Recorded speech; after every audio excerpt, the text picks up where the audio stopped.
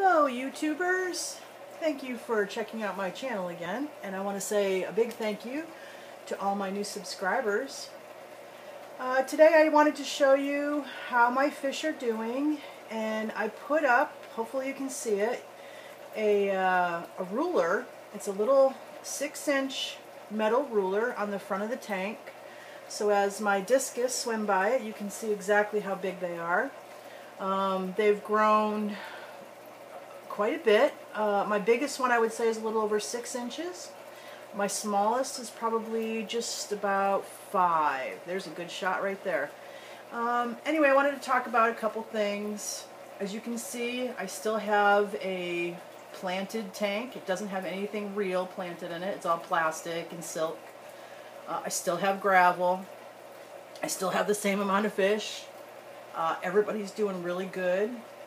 You'll notice maybe that some of my pigeon bloods are a little more peppered than they were before, and I think that's partly because I've had the lights out more than normal. It's been a little darker in here. With the air conditioning on and the heat of summer, we kind of have the blinds closed a lot more. It has changed the lighting, and lighting does affect peppering on pigeon bloods. So does a black background. Now, a lot of people will have their tanks painted white, and they can kind of avoid that problem. I don't really mind the peppering. It's just part of their genetics. It's part of who they are. They're beautiful, healthy fish, and to me that's what matters. Speaking of healthy fish, I think it's important to talk about a dirty little secret in the industry. What is this dirty little secret? Well, when people go into a local fish store and they want to buy a big, beautiful discus, or maybe even a baby discus, and save some money, the storekeeper might advertise their discus as being from a certain line. I don't want to name any particular strain. There's lots of great dealers and breeders out there, so I'm not going to single anybody out. But I will tell you that this does go across every single dealer and breeder, because if they are selling fish to local fish stores, this is what happens. Now, you can get a really good, healthy line of discus, and when it gets to a local fish store, 9 times out of 10, those fish are going to be put in a tank that either has fish from another line, or maybe it has snails that have been in there, or maybe it has cardinal tetras that have been in there for years. Whatever the case may be, your new fish from this beautiful line of healthy fish is now going to be susceptible to new parasites, new bacteria, new viri, new bugs. That's just the way it is. So, I want you to keep in mind that when you buy discus from any fish store that you walk into and they're selling all kinds of fish, you are 100% going to get fish that are contaminated. And you can argue with me and beg to differ, and that's fine, but that is the truth. If you understand parasites and you understand bugs and bacteria, that's just the nature of the beast. There's no way around it. In fact, the only way you would have perfectly clean fish, which is almost nearly impossible, let's just be honest, it's nearly impossible. People think that they have closed systems, don't really understand the nature of airborne viri and bacteriums, and it's just nearly impossible. You would need a closed, controlled, air pressurized clean room. It's just not feasible. So basically what I'm getting at is, just know that when you buy new discus, and even more importantly, if you plan on mixing them with a tank that has an established group, you're going to have problems.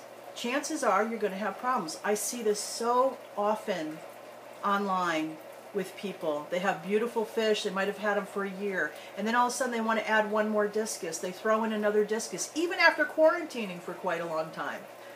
You're still taking a risk. My suggestion is, whenever you buy discus, you're better off paying the higher price, go right to the source. Go right to the source. Yes, they're more expensive, but let me tell you, you're going to save money on the other end.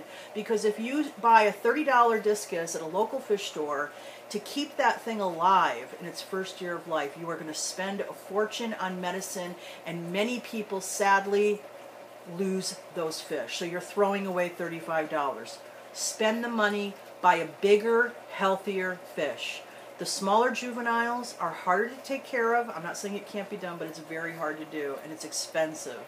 And it can be very frustrating when they have disease. These guys right here have gone through a major sickness, and I lost one of them, and it did cost me a lot of money. It was a very expensive education for me. And I already knew, and it wasn't like I didn't know the risk, but I was willing to take it, and it was a very expensive risk. So I'm trying to help you guys out. You know, save your money, buy from the source, have your discus shipped directly to you, so you're cutting out that middleman. Yes, it's going to cost you more money, but it's worth it in the end. If you want to do the very best you can do with keeping, raising, and enjoying discus, buy directly from the source. I can't stress it enough. It really is the best way. You're going to get a healthier fish. It's not 100% guarantee that they'll be parasite-free either. I mean, it's so easy to contaminate a tank. So there's never a guarantee. But at least this way, you increase your chances greatly. And